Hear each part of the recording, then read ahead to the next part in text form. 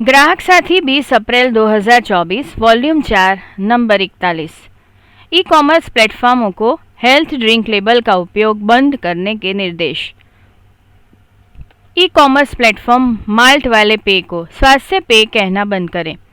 अपने स्वास्थ्य और ऊर्जा आवश्यकताओं के लिए पौष्टिक खाद्य पदार्थ तैयार करने और खाने के प्रबंधन के बजाय इंस्टेंट हेल्थ ड्रिंक या एनर्जी ड्रिंक का सेवन करना बहुत आसान और सुविधाजनक है। बच्चों को नियमित रूप से माल्ट वाले पेय, बोर्नवीटा और अन्य इसी तरह के पेय दिए जाते हैं क्योंकि इनका लंबे समय से तथाकथित स्वास्थ्य लाभों के लिए मार्केटिंग और प्रचार किया जाता है। कथित लाभ इतने गहरे तक व्याप्त हैं कि माता पिता ऐसे उत्पादों में चीनी की अधिक मात्रा को भी नहीं देखते हैं, जो बच्चों के स्वास्थ्य के लिए हानिकारक हो सकता है। इसी तरह विशेष रूप से युवा लोगों में एनर्जी ड्रिंक्स की बढ़ती खपत चिंताजनक है क्योंकि इसके अत्यधिक सेवन से स्वास्थ्य पर संभावित प्रभाव पड़ सकते हैं। भ्रामक हेल्थ या एनर्जी, स्वास्थ्य या ऊर्जा दावों को तब और बल मिलता है जब ई कॉमर्स प्लेटफॉर्म जैसे विक्रेता भी ऐसे उत्पादों को गलत तरीके से वर्गीकृत करते हैं।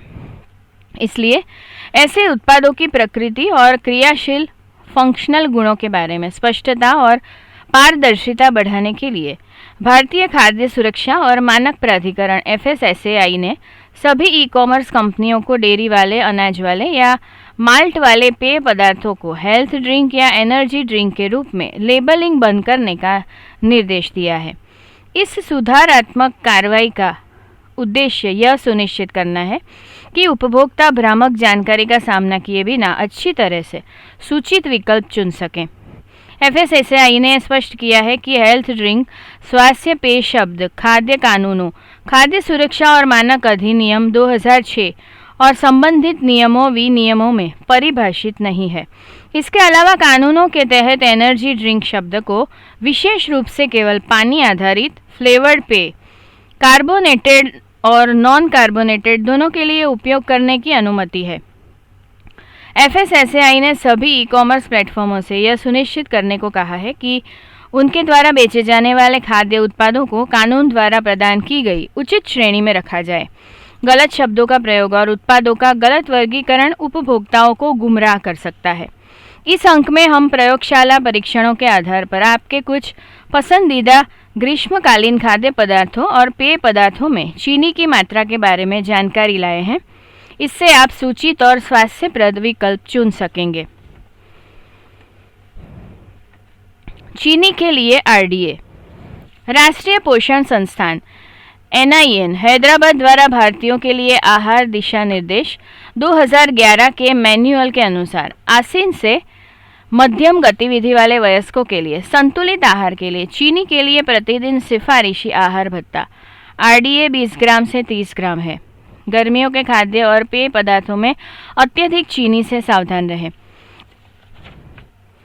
आप गर्मियों में हर समय कुछ ठंडा पीना या खाना चाहते हैं, चाहे वह बोतल बंद, फ्रिजी और ठंडे शीतल पेय की विशाल विविधता हो, फलों के रस, फ्रूट जूस, शरबत या इंस्टेंट ड्रिंक कॉन्सेंट्रेट से बने ठंडे पेय आदि हो।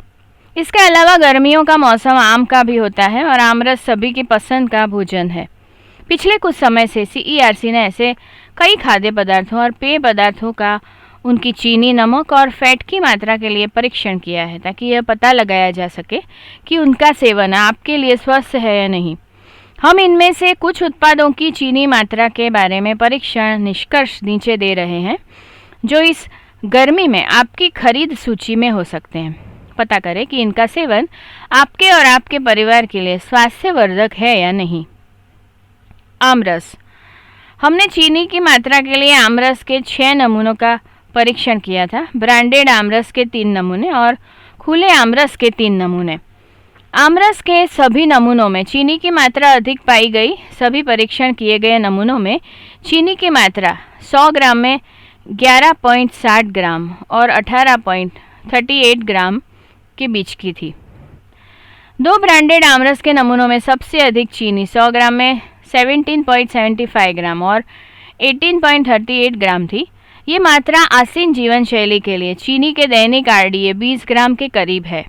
इसलिए इतनी अधिक चीनी वाले आमरस के सेवन से स्वास्थ्य पर प्रतिकूल प्रभाव पड़ सकता है और इससे बचना चाहिए।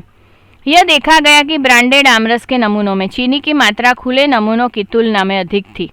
केवल एक ब्रांडेड नमूने के लेबल पर सामग्री और पोषण संबंधी जानकारी का उल्लेख किया गया था। यह जानने का कोई तरीका नहीं है कि खुले नमूनों में क्या है, क्योंकि उन पर लेबल नहीं लगाया गया था। सिफारिश: यह सुनिश्चित करने के लिए घर पर आमरस बनाने की सलाह दी जाती है कि आप सुरक्षित और स्वच्छता से तैयार आमरस का सेवन करें। आप अतिरिक्त चीनी मिलाने से भी बच सकते हैं। यह भी सलाह दी जाती है कि सामग्री, बेस्ट बिफोर डेट और पोषण संबंधी जानकारी जैसी आवश्यक लेबल जानकारी के बिना खाद्य उत्पादों को खरीदने से बचें, क्योंकि आप एक सूचित विकल्प नहीं चुन सकते हैं। पैकेज फ्रूट जूस: हमने पैकेज फ्रूट जूस के 5 ब्रांड और पैकेज ऑरेंज जूस के 5 ब्रांड का परीक्षण किया था, क्योंकि ये ready to serve fruit juice और पेय पदार्थों में लोकप्रिय किस्में हैं। हालांकि आमतौर पर माना जाता है कि फलों का रस स्वास्थ्यवर्धक होता है, लेकिन यह पाया गया कि पैकेज जूस में चीनी की मात्रा अधिक होती है, जिससे वे स्वस्थ खाद्य विकल्प नहीं बन पाते हैं। मिक्स फ्रूट जूस: परीक्षण किए गए पैकेज मिश्रित फलों के रस के सभी ब्रांडों में चीनी की मात्रा 100 ml में 10.51 ग्राम और 22.86 ग्राम तक थी। इसलिए इन सभी में चीनी की मात्रा 100 ml में 10 ग्राम से अधिक थी। NIN द्वारा 20 ग्राम चीनी के दैनिक RDA की सिफारिश को ध्यान में रखते हुए ऐसे पैकेज मिक्स फ्रूट जूस का एक गिलास 200 ml का सेवन करने वाला कोई भी व्यक्ति अपने दैनिक RDA से अधिक चीनी का सेवन करेगा। चीनी के किसी भी अतिरिक्त सेवन से उनका चीनी सेवन बहुत अधिक बढ़ जाएगा, जो अस्वास्थ्यकर हो सकता है। ऑरेंज जूस: परीक्षणों के अनुसार सभी 5 ब्रांडों में चीनी 100 ml में 8.02 ग्राम उससे 100 ml में 12.13 ग्राम के बीच थी। 2 ब्रांडों में चीनी 100 ml में 10 ग्राम से अधिक थी। इस प्रकार ऐसे पैक किए गए संतरे के रस का एक गिलास 200 ml सेवन करने वाला कोई भी व्यक्ति अपने दैनिक RDA की अधिकांश चीनी का उपयोग कर लेगा। इंस्टेंट ड्रिंक कॉन्सेंट्रेट शरबत सिरप: हमने विभिन्न प्रकार के इंस्टेंट ड्रिंक कॉन्सेंट्रेट, मिक्स, शरबत सिरप और स्क्वैश इत्यादि की जांच करी कि उनमें क्या शामिल है, यह पता लगाने के लिए कि उनमें कितनी चीनी है। लेबल के अनुसार पोषण तालिका और सामग्री सूची का अध्ययन किया गया। इंस्टेंट ड्रिंक कॉन्सेंट्रेट, शरबत, सिरप आदि के 12 अलग अलग ब्रांडों का चयन किया। परीक्षण किए गए उत्पादों में इंस्टेंट ड्रिंक कॉन्सेंट्रेट मिक्स, शरबत, फ्रूट क्रश, नन्नारी सिरप, ठंडाई सिरप और स्क्वैश शामिल थे। विभिन्न पेय पदार्थों के सभी 12 ब्रांडों में चीनी की मात्रा बहुत अधिक थी और उनमें 100 ग्राम में 22.5 ग्राम या 100 ml से अधिक चीनी थी। इसलिए उच्च चीनी खाद्य उत्पादों के लिए FSSAI दिशा निर्देशों के अनुसार ये भी उत्पाद अधिक चीनी वाले उत्पाद हैं। एक रूह अफ़ज़ा शरबत में लेबल पोषण तालिका के अनुसार चीनी की मात्रा सबसे अधिक 100 ml में 103.5 ग्राम थी। एक इंस्टेंट ड्रिंक मिक्स में भी 100 ग्राम में 92.9 ग्राम के साथ चीनी की मात्रा बहुत अधिक थी। फ्रूट क्रश ब्रांड में सबसे कम चीनी 100 ग्राम में 37.21 ग्राम पाई गई।